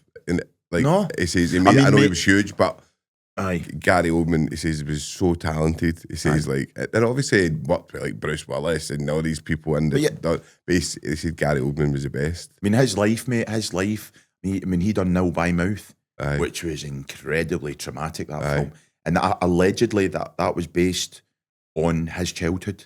Right. Growing up. So have you seen Nil by Mouth? Aye. And apparently I know a few people that were in it, older people that were in around that scene at the time, they said allegedly there was times when he'd have, the cans on, knocking his head against the wall, because it evoked a lot of memories. I know. Like, obviously, I know that he kind of had addiction problems and stuff like that as well. Actually, I didn't know that. I think it's part of the course if you've had a traumatic childhood. I know, of course, and I think a lot mechanisms. Of the acting stuff and that, as long as you're doing what they want you to do, you'll know that better than anybody. But I think they'll let you do what you're doing as long as you're like doing what you're like to be someone, mate. Ray Burgess again. Loves you to do loads of improv. Aye. So I just put loads of stuff in and. But I think, is it hard to do improv, or do you enjoy it? Like, I've been up, see people watching, like, been improv all his life. So me, you just have I think it's just about having the courage to let go and go for it. Because all they can say is, no, cut, we didn't like that. And that's and to be someone, mate, I put on a Jamaican accent, because the Jamaicans are saying, all we want, Mike, is our drugs, And I'm like, well, you're not going to get your drugs, you're bumbaka. And they kept it, and it's just stuff you say, that might be funny, but so I think it's about having, it's just having the power to let go and try things. Don't be scared, because it's like, you might do something and when they look it back on the monitor, they go, oh, that's good. Aye. Or you might be filming somewhere and somebody that's not even connected to production might do something in the background, and it adds a wee element of magic. And I'm not saying, mate, I'm not saying I'm fucking Lawrence Olivier here, but I only gave him a long time to know wee things that can help a scene or make it better. And you do, like, a lot of the people that you speak here, like, I think I don't get this right. I don't understand this, but somebody was telling us that Daniel Day-Lewis, Disney came out. Method, mate. Method. So that's unbelievable. When he was doing, I've worked with people like that, mate. But I think what was the one who played the kind of disabled guy in that? He plays the disabled guy. My left foot. My left foot. But he wouldn't. And he got the crew to carry him. Come out of that. To me, that'd be mind blowing. Like, even being the part of somebody. But it's, mate. But I don't understand it. He does. I don't, and that obviously. Well, I'll tell you one thing, mate, and in no way am I trying to compare myself with Daniel Day-Lewis or My Left Foot. But I done a music video a long time ago for a band called The Remains, where I was meant to be playing a character, this horrible character, just out of prison, misogynist, aggressive, violent, all this kind of stuff. And for 2 days we were doing this shoot, and I just done all improv. Aye. And I remember, mate, it was dead funny, mate, because I remember I went into the supermarket with my flat. The makeup never took the 2 scar marks on my face off. The suit on the tan marks. Like, you can't have done your thing. Right. But I remember, mate, for about 2 days, but after that, walking about with the shades on and feeling a bit. Honestly, man, it's not me embellishing it at all. No, I know what you mean. So you imagine at his level. But I think it clearly shows in his performance in it. Tom Hardy does it, I know, I think, didn't he? I'm sure Tom Hardy is a method actor, I know. To me, in my head, I don't get it. But why should I? Like, I'm not an actor. I don't know. I think everybody's sort of preparation is different. Definitely. You know, and if that works for them, you've got to respect it. I mean, I've worked with some actors in between takes, you can have a laugh, and then there's some guys that go, mate, just like, and they're going through their own, they're reading the sides or whatever and doing their own stuff, and you've got to respect that. You know, as you get a bit older and you get further into the game and you've got more experience, you respect people's process. You know, and I don't mean to be melodramatic about that, but you know. Do you know the thing is? I think you can watch people. Is that like certainly for a household, and you watch actors, and you probably forget they're real people. You know what I mean? I mean, you hear the guys, like some guys. Who was the guy in Coronation Street that was getting actual abuse for people because he was like the serial killer? Like, and I remember him saying it was actually like really scary. Like he says, I was having people like pure like wanting to fight with me and all that. He says like walking down the street as if it was real, and it was like, and I always remember thinking, you'd forget that people are going to have mental health problems, addiction problems. Do you know, and the mental health thing, it's synonymous with us all, Sean. Aye, I know. And people, you know, I think it's changed considerably now. People can be a lot more open and a lot more honest, but I still think there's a small element of judgment still there and fear, you know. There definitely is. You know, I really, when you speak to people and they say, "Oh, I've never suffered mental health," I'm like, well, you're either exceptionally lucky or you're lying, and it's most probably the latter. I think, well, as I've said, it's like there's a fear about being, especially if you've it's fear of being vulnerable. Yeah, vulnerable. Fear of being definitely. vulnerability. And I think you've got, in this world, you know, you've got people like, and I mentioned them too many times on this fucking podcast, but people like Andrew Tate and all that who are incredibly articulate and say things that really good things and positive, and you go, but they're deemed as inflammatory, and I don't like him at all. I really don't like him. I've got main reasons I don't like. I think he's a horrible person, but to young boys, I can see why young boys not attracted to it. But I also believe that if you've not got maybe the mental strength Andrew Tate has got, you're not going to be able to live like that.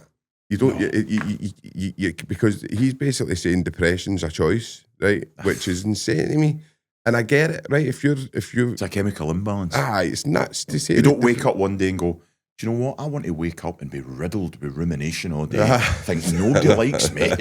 Just eat hundreds of food, go on antidepressants, don't leave the house for 10 days, and I want to greet all the time. Do you know what? Where do I sign? I mean, that's just ludicrous, mate. I mean, but at the same token, the man is entitled to his opinion. I don't know about him, so I can't really talk about the points he makes, but I've always said that like when you listen to him, he makes good points, but what he does is he merges like spiritual stuff and all that, and he merges it into like that's a choice, right? When it's like I know what he means, right?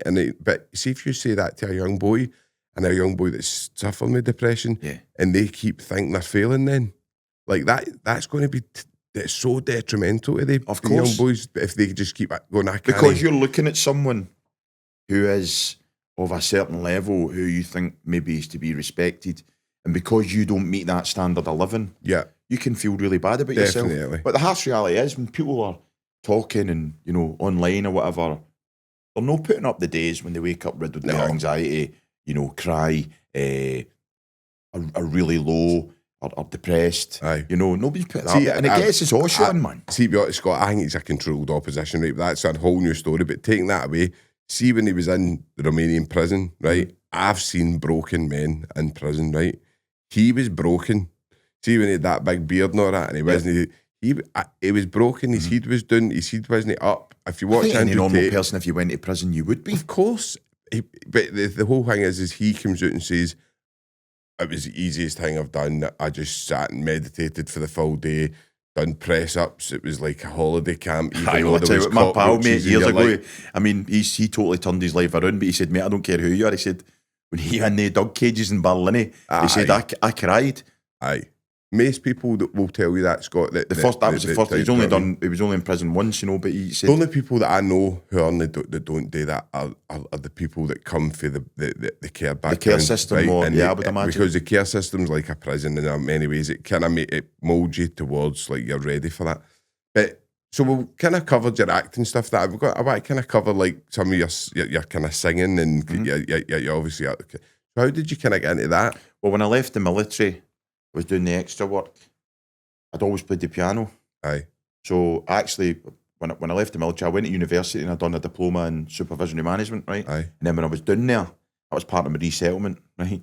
That was great towards the end. What you doing today? Resettlement, doing the education centre on the computer, YouTube videos and all that. What are you doing? Resettlement centre.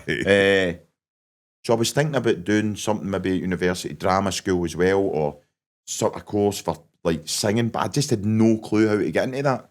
So basically, that's when the acting and the extra work took over. Aye. But behind the scenes, I'd always played the piano since I was young. Aye. Going to parties and somebody would play a guitar and then I'd make up a song about everybody in the room. Now, funny stuff, right? Like the daft carry on, as they say. And then I remember I went to the Carlton studio and I met a guy called Jake McEachen who became to be a good friend, and he was playing a mandolin. So bearing in mind, when everybody was getting into bands at 17, 18, I was jumping out of choppers. Aye. Do you know what I'm saying? Aye. And some people in Glasgow were jumping about with choppers. Do you know what I'm talking about? But that's another story. By the way, that wasn't a euphemism if anybody's watching. Do you know what I'm talking about? Whether it was them or not. Do you know what I'm saying? So basically, I was wondering what how can I get into this? And then I met Jake McEachen, used to go to these studio parties in the Carlton Studios, which is an institution which is still there today. And I met these guys. I met Danny Mitchell, man, who was in Ultravox and the Messengers. He wrote If I Was for mid-year. And then I met Jake, was in James King and Lone Wheels. I mean, man, it was like more info and stuff to take in. It was amazing. And all these guys that were a lot older than me took the time to say, right, and Jake used to play a mandolin. And I went, oh, I like that. Because it's a weird instrument. I went out the next day and bought a mandolin, mate. And everyone tell me at the time, going to parties and all that, I was at the military. I'd have a man, is he getting that fucking mandolin again? Used to go to parties, you know what I mean? In the front of a taxi, all right, driver, you go on Byers Road, you want a tune? And then we went to a party in Byers Road and my mate went, are you coming down? I'll be there in half an hour and there was loaded. So I went myself in this taxi, gave the driver a full mandolin, 5-song set, for Auchinlearn down to Byers Road, right, at the time. And then went in, and I didn't know, I went to the Ring, I thought it was like that level, let's say the first landing, but it was the second landing. So I heard the noise of a party and chapped it, and a big guy with a big yellow turban answered the door. And he went, all right, mate. And I went, all right, is the party here's that? No, no party here. I went, and then he looked down at the mandolin, and he went, what's that? I went, it's a mandolin. He went, is it? Do you want to give us a tune? I went, aye, all right. I just went in this house, mate, and there was a big guy with a turban, 2 Chinese lasses, and they were having a wee party. I just sat for an hour playing tunes and having a laugh for him. And then I went up the stairs, my mate went, where were you? And I was like, I was in your neighbours. He's like, I've stayed here 5 years and I don't even know them. I said, aye, just a wee can iron brown, gave him a couple of tunes in the mandy. So I was obsessed, mate. I was obsessed with the mandolin. Aye. And then is that the one that's in, see the old film, the old Hillbilly film? Where Art Thou? Or is it Oh Father? What is it? No, it's there's no Wrong Turn. It's the one. Is that the one with George Clooney in it? And they play the hillbillies and they're playing I'm a man of constant. Clooney in it? Is it? I'm a man of constant sorrow. Soggy Boys. So wee guys at the start, and he's dead. He looks dead weird. It does look like, he's playing the. I don't know if it's a mandolin he's playing. It's just mandolin's a wee tiny thing. This is but the weird thing about this film was it's terrible. I can't remember it. It's they were on the I can't remember anyway. They were on set and they went down to this hillbilly bit, blah blah blah, and they seen this guy who was like an actual real hillbilly, like and he was amazing on this man, like, and I'm sure it was a mandolin, and the guy was like, we need to get him in the film, but obviously, but a wee mandolin, it's a wee tiny. So it was just the melancholy sound of it. It was beautiful, and I was just obsessed. And then obviously when I started in that, and then I started in the guitar. So the guitar came a lot easier to me because I played the mandolin for a wee 6 months. Right. And then when I found the guitar, and then mate, see when I found like the writing the songs, man, it was just like a dam opened up, man. Because it's such a way to express. And I found it late. It? I found it late, mate. So it was like this big pressure of water. And that's kind of your passion now, isn't it? I mean, I've still do. I mean, I've got 3 films coming up, and but I think it's not that I don't put importance on it, but I take it for what it is. Get something, you go and you do it. You know, different things like that. But the music, mate, it's incredibly cathartic. Because see music it's a huge part of the film. It's a huge part of like anything, but see the best films. You remember the music in it, like Pulp Fiction and all that kind of, you remember the tunes. Like stuff, mate. And when you go, it's really strange. You forget. So you might go like a film that you were in, which have had a good few, and then you'll be sitting and then you're here and you'll go, "That's me." And you forget. And I really appreciate that. I mean, getting asked to supply the last track for the film Break with Rutger Hauer and all that. It's my track that plays the film out. And then one day, like, I got a shout for it was America. The Drama Club is a film. They say, "Can we use a song for the end credits?" I've got a song, "Give Me the Futures." It's me and the piano. So there's been loads of stuff like that. But I think it's about no letting it define you and staying true to yourself and just keep being you and doing your thing. No, and I think you're an amazing person, Scott. It's like, thank you very much. When I first got put in touch with you and stuff like that, and I would thank Alan for that, by the way. Like that, a great guy, Alan, lovely guy. And when I first kind of then I looked into your stuff and that, and I'd seen you done a lot. Do you know what I mean? I'd seen you done a lot for Hingy, but I was kind of half. I don't know why. I honestly don't know why, but I was expecting you to be a like drinker and like have good. I don't know why. I just had this in my head. I'll tell you one thing. I've always felt I've been an underdog. And I've always voiced for the underdog. And I don't know why that is. I don't know what the origins of that are from. Whether it's unmet childhood needs or whatever, I don't know, but I've always been one for the underdog, and I just really love people, Sean. I love meeting people in random places and talking and finding out their story, and if you can offer a bit of compassion and help, and that's got nothing to do with music or acting, because it's great to do it, and it's fabulous. I've had some amazing opportunities. I've got many more to come, but I think it's about, I love having a connection with people. And it's powerful, mate. I never used to know what it was. You know, a really good pal of mine, right, calls it relational wealth. And he says, you can't put a price on relational wealth. He says relational wealth is much more important than actual financial wealth.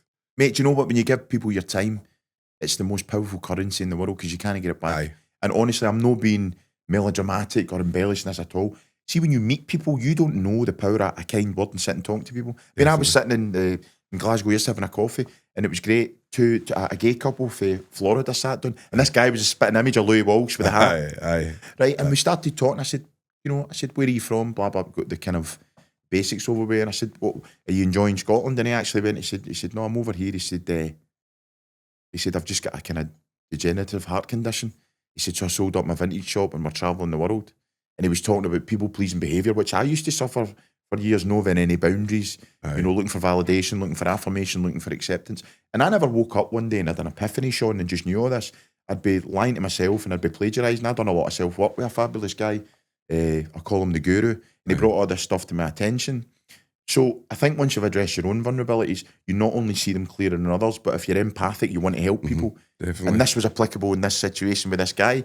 And he was talking about boundaries and people pleasing, and we had this lovely conversation. And I'd never met him before in my life, but before he left, he stood up and he gave me a big cuddle and he went, it was an absolute pleasure meeting you. You're cool, a cool guy. And I never used to know why stuff like that moved me so much. But then, as the older I get, authenticity. I could sit here and go, hey, Sean, I'm doing this and I've done that and I've met this and that. And I have done that in the past. I'm not going to I'd be an incredible hypocrite if I said I did. But see, when you meet people and it's just two people talking, like when we met for a meal. Yeah. Because I used to wonder, why is it when I go away for experiences like that and feel emotion evoked in me? It's authenticity and it's powerful. No, definitely. And see, like, I again, it was the same friend that kind of used that word to me, authenticity. And believe it or not, it was a guy who I think probably might have been maybe scaling towards a psychopath, like in prison, right? Who I'm not laughing, me, right? What I told you about. Have you ever done that when somebody's saying something serious, right? And you're not. It's the way you done it. And you went. It's just the way you went. This guy in prison, and you were thinking something really nice was coming, and you just went. No, because I don't. Who might be verging towards a psychopath? No, I know. Do you know what I mean, mate? But do you know? It's like my man dad go on holiday and all that, and they'll meet somebody, and it's like a Glasgow thing sometimes, and they'll go, we met a lovely couple, they were really nice. I don't think that boy was quite right. And it's not meant to be funny, but you like, see your face there. Yeah, mate. I know. It's verging towards psychopath. I think, because I don't want to say anything bad about him, right? Because no, I get the context you meant it in. I actually really like him, right? And he introduced me to spirituality and talked about authenticity, and it was so strange because he was really interested in like dark energy and like he had a book called Dark Psychology, right, and stuff like that, right? If he was a psychopath, there's a distinct irony there, isn't right? Definitely, but do that kind of going like that. You read my book. Aye, you there? Going to Borders now, big man. That's in 10 of them, red. But no, it was actually. Do you know? It was. It was just weird, but he taught me about energy and all that, right? But you can feel it, Sean. You probably knew that intrinsically. You didn't know what it was. He told me to read but see the books he told me to read, right? He told me to go and read Celestine Prophecy, right? And I done that, and it was like I pure got in touch. I pure loved it, right? And it was a basic book. But I used to ask him things, and he was like, "You're jumping too quick." He's like, "You need to this stuff isn't a." And I totally believed him. And people used to go to me, "Why do you talk to that maniac?" And I'm like, because he's so interesting. Like, and he's because some people have got a really blinkered view of the world. And when I say that, I'm not saying that for a perspective of judgment. Aye. And you've got to take that into account, because see, when you, I mean, I'm like you, I would imagine, I'm always been very intuitive, very aware, questioning things, thinking there's always more, you know. And you've got to remember, some people haven't had that luxury or that courtesy. So you've got to have a bit of compassion as well. And I think when you meet people, it's to talk and not judge them on their perspective, even though it may be the polar opposite from yours. Because a lot of people are on a journey, mate. I mean, like we talked about evolving and growing. I know. If we'd have done this 10 years ago, it'd have been self-indulgent, you know, all that kind of stuff. It would be, you know, whereas now you've got more of a sense of self, and we evolve and grow as we get older, because we talked about this as well. You meet people that you went to school with, and you might meet them 5 years ago, and it's like they've never left or stuck in that environment, you know, whereas me, myself, I'm not a perfect human being, far from it, but you evolve and you grow and you change and you get a better sense of self, hopefully. Definitely. Oh, it's like, it's strange, because a lot of people think that I'm like flying, and I always tell people, listen, my demons are so bad, like I still get night terrors, I still get nightmares. I'm not like anywhere near what flying or anything like that, do you know what I mean? And I often say to people, I know I'm doing well, right? Because like you're like maybe asymptomatic at times of certain things, but I've certainly got so much going on that people don't know about. Do you know what I mean? But the problem is, Sean, is when we start to face these vulnerabilities, you know, in respect to mental health, when it first comes upon us, we keep it quiet and we're very stoic, because we think we are the only one. We think because we've got these feelings which we've got no comprehension of, we are weak, we are vulnerable, we are less a human being. And do you know what I say to people, mate? Sorry for swearing. You're just a fucking human being. Definitely. And everybody's carrying trauma, post-traumatic stress, issues, you know. Oh, there's the world's like built on it. You know what I mean? It's full of, but I mean, it's just so strange. It's like we've got so. Well, look at Tyson Fury, mate.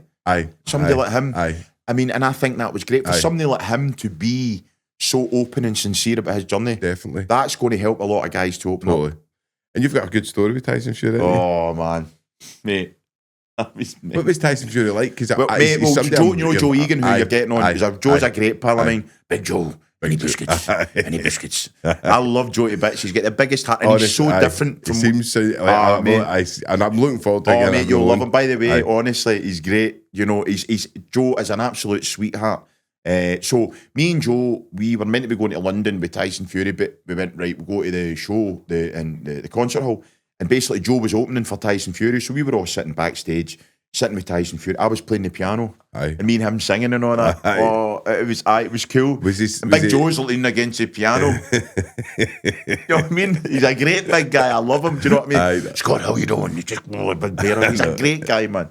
He just looks like a big monster. He looks huge. He's great. But he's such. When you speak to him, I only spoke to him on the phone, and he was lovely. Do you know what? He's so mannerable. He's so kind. He's got such a big heart, and he's the polar opposite. I mean, people would possibly judge him, you know, from his sheer size and stature, but he's an absolute sweetheart. You can tell a mile away. Although I wouldn't like to take a right film, man. No, I mean, do you know what I mean?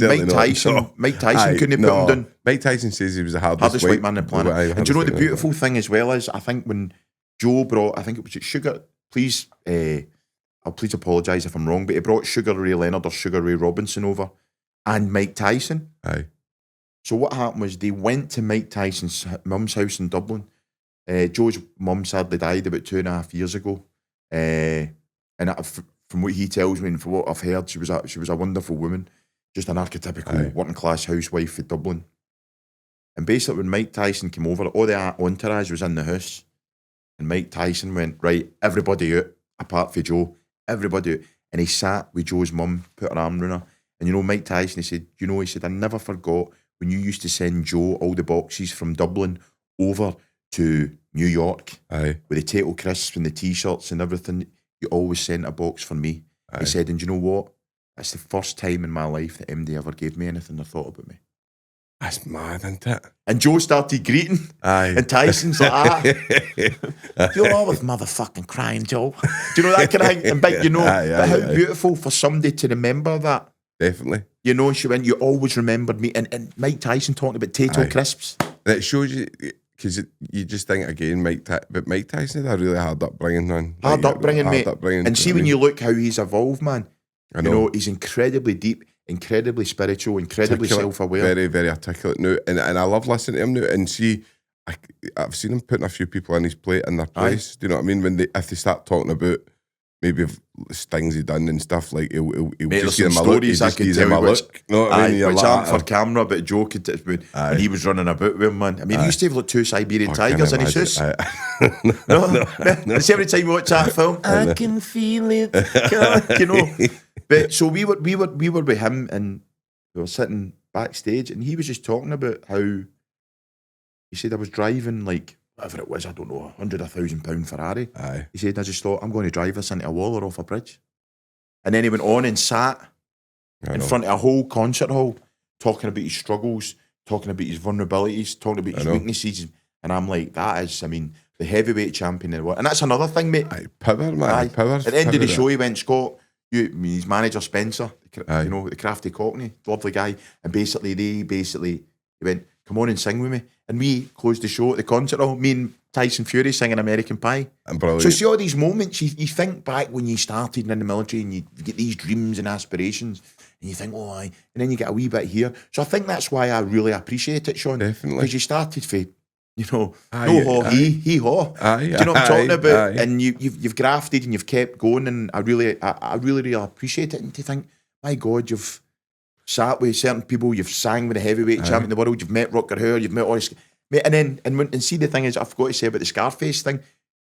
Angel Salazar, he sadly passed, that played Chico, and he was in Carlito's Way, remember? Heavy duty. He put me on the phone to Stephen Bauer that played Manolo. Manny. So you just think all these moments and you go, I really, really appreciate that. I don't take it for granted. But at the same token, I've grafted. Nobody went, oh, there you go, Scott. No. And I've never been one for the whole sycophantic thing. With casting directors go, hello, darling, how are you? I think it'll be absolutely fabulous with this part.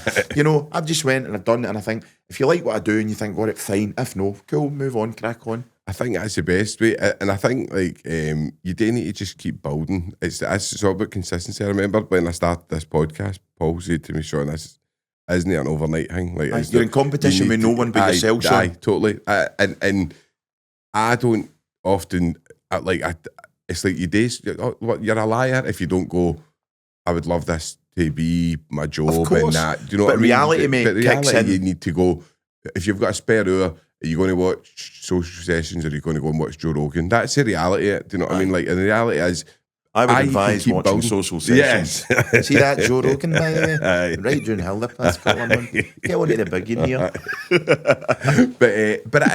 but you start building and you start getting better guests, you start building. And it's you start networking, do you know what I mean? And it's like mate. Roger Moore, great saying. It's 20 years to become an overnight success.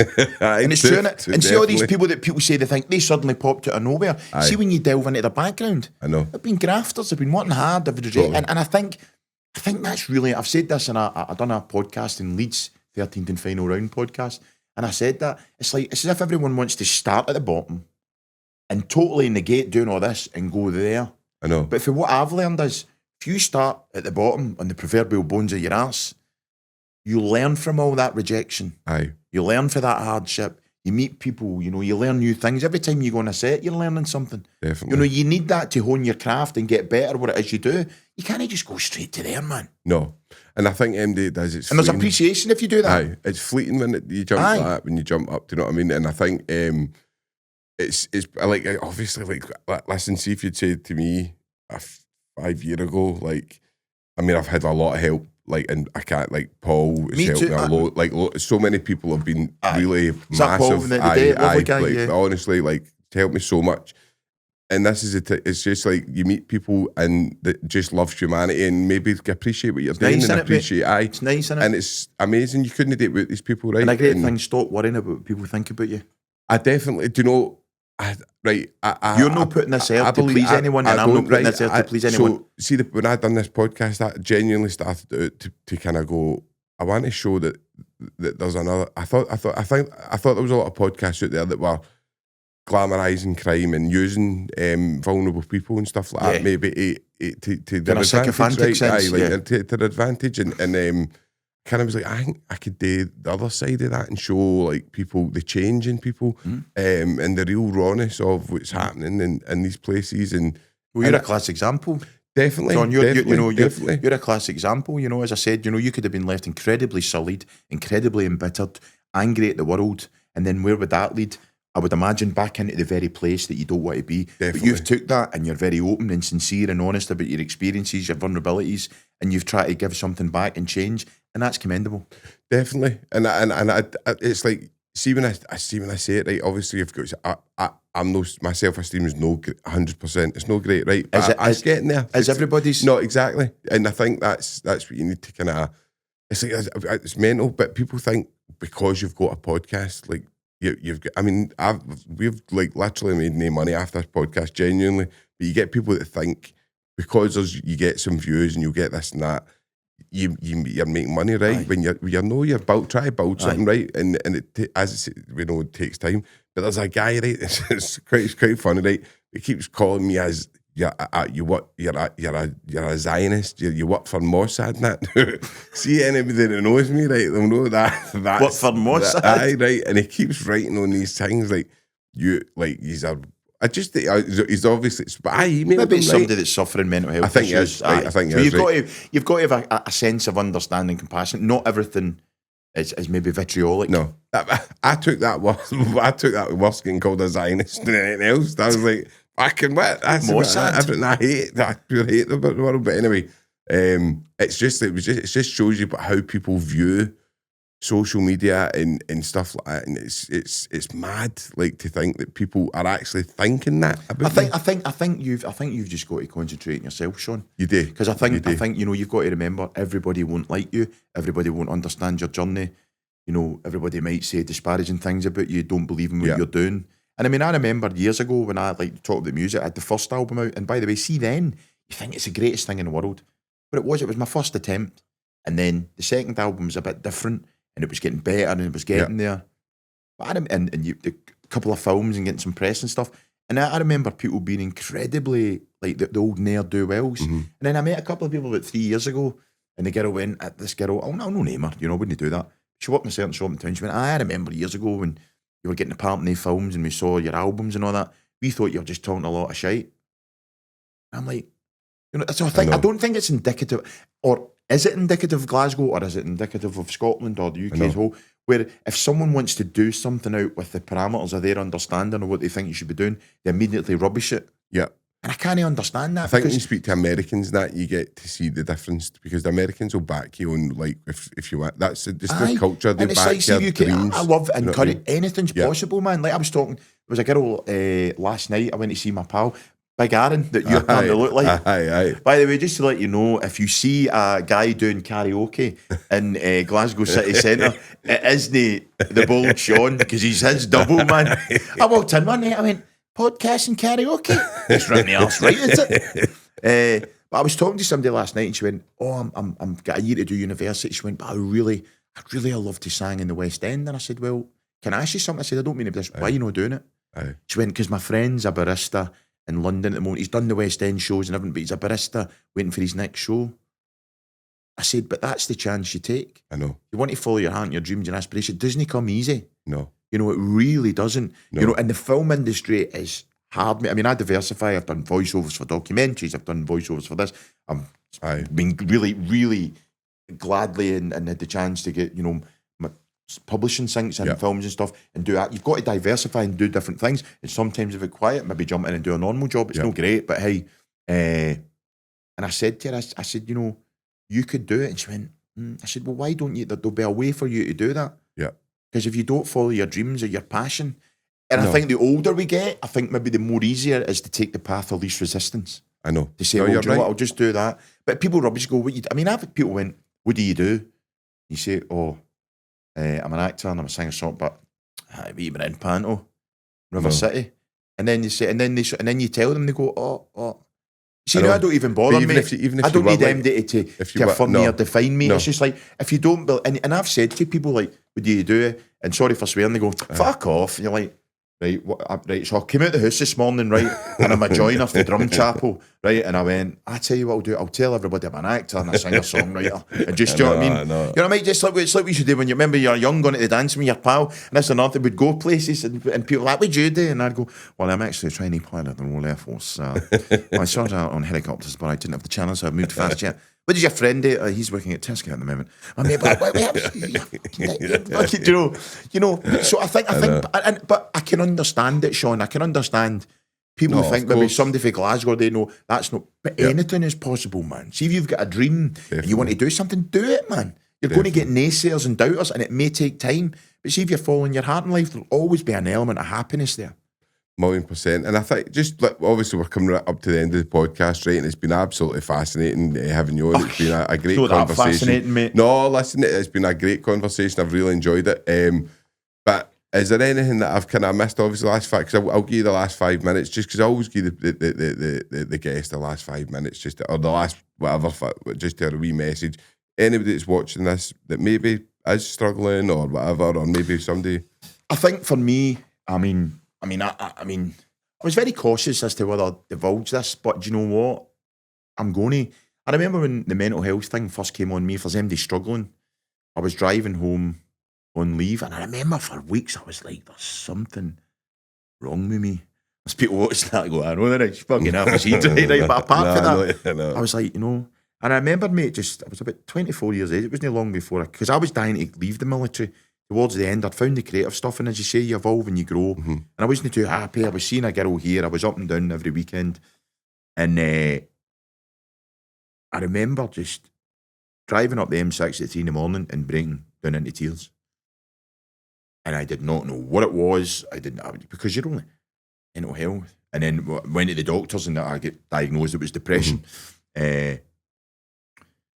So I've had a lot of issues with mental health over my life. I've got no qualms about saying that. But I think it's about talking about it rather. And the thing that I really find helpful, I've used this when I talk to people, is small victories. Yeah. Small victories. Take them and use it. I always say that, Small victories. So if you're sitting in the house and you're riddled with anxiety, you're ruminating, you're upset, whatever. And we've all been there. When you sit up off the couch, you go, I'll need to get a shower. And you go, aye. Small victories. Take the one victory, day, get a shower, put some stuff on, go for a walk and have a coffee, and it's amazing. It's a massive victory. The change, man. Huge victory. And by the way, that might not be the solution for other people, because you've got to be conscious that might not work for them. But for me, it really works. And having a few people around about you that you can talk to and be vulnerable and incredibly honest, because be under no illusions. Anybody that's suffering from mental health and through stuff, you're not the only one. Don't think you're less a human being. You're weak, you're vulnerable. No. My saying again, sorry for swearing, you're just a fucking human being. Yeah. And we all suffer, and we all struggle, and we all have vulnerabilities. So I think we need to, I think as a society, with everything that's going on, we're advancing so much technologically, but we're losing that ability to have kind of rapport and compassion and an understanding. A sense of community. Saying hello to people. It should be people you don't know saying hello and how you doing. Sitting in places, how you doing, what do you do? And I understand you've got to respect people's time. People might not want to talk. But I think we need more of that, Sean. I think we're being dragged apart. I think it's a fabulous thing to end the show, Scott. And I write. I mean, for me, I write. Yeah.